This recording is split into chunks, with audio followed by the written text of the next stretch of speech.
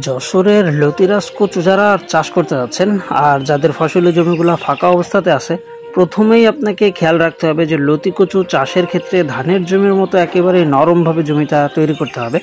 আর যদি প্রাপ্তবয়স্ক গাছের চারাটা আপনি সংগ্রহ করতে পারেন, মাত্র ৪৫ দিন পর থেকে কিন্তু আপনি লতি পেতে শুরু করবেন, যেটা একটা না ১০ মাস পর্যন্ত পাওয়া সম্ভব যদি কিনা আপনি গাছগুলোকে সঠিকভাবে পরিচর্যা করেন। এই যে দেখতে পাচ্ছেন, একটা নির্দিষ্ট সময় পরে প্রত্যেকটা গাছের গোড়াতে ঠিক এভাবে কাদা আটকে দিতে হয়, তাহলে লতির পরিমাণটা দ্বিগুণ হয় এবং লতিগুলা মোটা হয়, যেটাতে ওজনের পরিমাণটাও কিন্তু বিপুল পরিমাণে বাড়তে পারে। আর চারাগুলা রোপণ করতে হবে ১ হাত পরপর, অর্থাৎ ১৮ ইঞ্চি পরপর।